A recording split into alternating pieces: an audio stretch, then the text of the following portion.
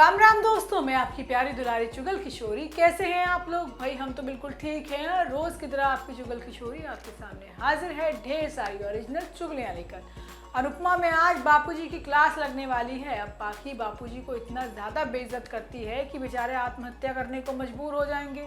और इस बार तो वनराज ने भी पाखी का साथ दिया है, लेकिन अनुपमा ने पाखी को उल्टा पाठ पढ़ा दिया है। जबकि रिश्ता क्या कहलाता है में अरमान को जेल होने वाली है, क्योंकि वो अभीरा को जानबूझकर परेशान जो कर रहा है और गिरफ्तार करने वाला भी और कोई नहीं बल्कि माधव है।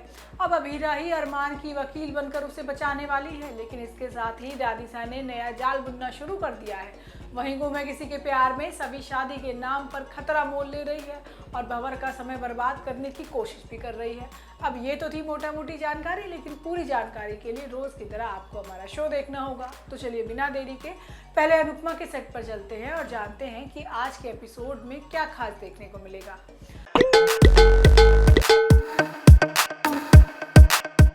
अनुपमा में आज शाह हाउस का कलेश दिखाया गया है, जिसमें कैसे बूढ़े माता पिता को घर की कुर्सी मेज बना दिया जाता है। आज पाखी सारा का सारा इल्जाम बापूजी पर डाल देती है और कहती है कि उनकी वजह से ही उनकी बच्ची आज मर सकती थी।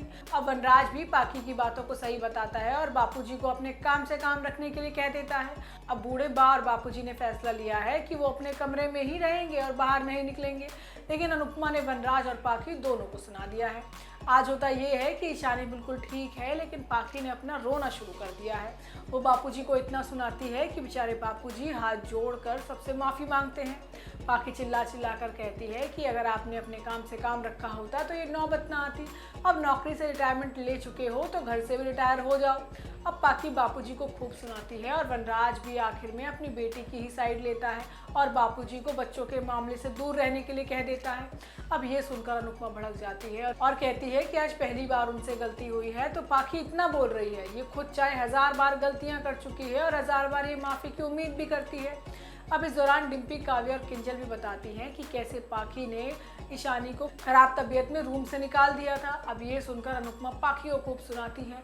वो कहती है कि कैसी माँ है, तेरी बच्ची खांस रही थी और तुझे अपनी नींद प्यारी थी। अगर तूने खुद दवाई दे दी होती तो ये ना होता। हालांकि वनराज अनुपमा को घर के मामले से दूर रहने की सलाह देता है, लेकिन अनुपमा में आगे देखने के लिए ये मिलेगा कि वनराज इस तमाशे को खत्म करना चाहता है और सभी को अपने कमरे में भेज देता है। अब इस दौरान बापूजी और बा को बच्चों के मामले से दूर रहने के लिए बोल देता है। अब ये सुनकर अनुपमा हैरान हो जाती है और फिर बापूजी खूब रोते हैं। इस दौरान बा और बापूजी ही दोनों ही बच्चों से दूर रहने की बात करते हैं और वनराज पर बोझ न बनना पड़े ये फैसला भी लेते हैं। हालांकि जैसे ही बापूजी अपने रूम में जाते हैं तो आत्महत्या करने की कोशिश करते हैं। अब वो नींद की एक साथ बहुत सारी दवाई खाने वाले होते हैं, लेकिन बा उन्हें ऐन मौके पर रोक लेती है। आखिर में अनुपमा वनराज को खूब सुनाती है और कहती है कि ईशानी अगर अधिक के पास रहेगी तो ज़्यादा ठीक रहेगी, लेकिन वनराज का कहना है कि जैसे वो अंश को पाल रहा है ईशानी को भी पाल ही लेगा। वही ये रिश्ता क्या कहलाता है में आज भी अरमान और अभीरा का रूठना मनाना चल रहा है, लेकिन आज दोनों इतने ज़्यादा करीब आ गए कि बस प्यार होते होते रह गया, वो भी रूही की वजह से। अब आप सोच रहे होंगे कि बीच में रूही कहाँ से आ गई। अब रूही ने तो अभीरा को फ़ोन किया, जिसके बाद से उसके दिमाग में शक बो दिया है कि उसकी और अरमान की शादी ज़्यादा समय तक चल नहीं पाएगी। आज होता ये है कि रूही अभीरा से बात करती है और उसे अरमान और उसके बीच में अंतर समझाती है। वो कहती है कि अरमान सीधा साधा सिंपल और परिवार पर जान छिड़कने वाला इंसान है और तुम मुझसे बहुत अलग हो, क्या तुम दोनों की शादी टिक भी पाएगी। अब ये सुनकर अभीरा परेशान हो जाती है, लेकिन कुछ कह नहीं पाती। अब वो सीधा अरमान के पास पहुंच जाती है, जो बाहर पहले से बारिश में भीग रहा है। अब पहले तो वो अरमान को अंदर चलने के लिए कहती है, लेकिन अरमान नहीं मानता और उससे माफ़ी मांगता है। अब बारिश में दोनों बहुत ज़्यादा करीब आ जाते हैं और दोनों के बीच किस होने वाला होता है, लेकिन अभीरा को रूही और माधव की कही बात याद आ जाती है और वो अरमान को झटक देती है। वो कहती है कि ये सब करके तुम मेरा भरोसा कभी नहीं जीत पाओगे।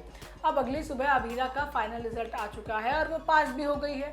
अब ये सुनकर माधव और अरमान दोनों ही बहुत खुश हैं। अब इस मौके पर माधव दादीसा के पास बहुत सारी मिठाई भिजवा देता है, जिसे देखकर दादीसा जल भुन जाती है और मिठाइयों को बच्चों के जरिए वापस करवा देती है और साथ ही परिवार वालों को चेतावनी देती है कि माधव उनके जख्मों पर मरहम लगाने की बजाय नमक छिड़क रहा है। वहीं बच्चे अभीरा और अरमान से मिलने पहुंच जाते हैं और सभी मिलकर अभीरा के पास होने का जश्न मनाते हैं, लेकिन बेचारे अरमान को शामिल नहीं करते। लेकिन आगे आने वाले एपिसोड में बड़ा ट्विस्ट आने वाला है, क्योंकि अरमान की वजह से अभीरा का खास दिन खराब होगा। अब अबीरा को परेशान करने के जुर्म में माधव अरमान को गिरफ्तार कर लेगा। अब थाने में अबीरा अरमान को छुड़ाने के लिए आती है, लेकिन माधव अबीरा की बात नहीं सुनता और कहता है कि ये थाना है, यहाँ वकीलों की नहीं बल्कि पुलिस वालों की चलती है। वहीं गुमे किसी के प्यार में भंवर पाटिल सभी को बंदूक की नोक पर नचा रहा है, लेकिन सभी की समझदारी सबको बचा सकती है, क्योंकि भंवर सभी के प्यार में इतना पागल है कि वो उसकी कहीं कोई बात टाल नहीं पा रहा, वो उसकी हर बात मान रहा है। अब सभी भी भंवर की इस कमजोरी को समझ गई है और उसने ईशा को भी डॉक्टर बनकर अंदर बुला लिया है। अब दोनों कुछ ना कुछ ऐसा करेंगे जिससे लोगों की जान बच सके, लेकिन प्रोमो में ईशान की लाश दिखाई गई है, जिससे अंदाजा लगाया जा रहा है कि शो जल्द ही अपने आखिरी पड़ाव पर पहुंच जाएगा। फिलहाल सभी लोग भंवर की कैद में हैं और देखना होगा कि कैसे बम ब्लास्ट होगा और कैसे ईशान की और सभी की लव स्टोरी आखिरी पड़ाव पर पहुंच पाती है। तो दोस्तों, ये तो थी आज के तीनों सीरियल की पूरी जानकारी। आपको हमारा शो कैसा लगा हमें लाइक कमेंट करके जरूर बताइएगा, और अगर आपने हमारे चैनल को सब्सक्राइब नहीं किया है तो याद से वो भी कर लीजिएगा।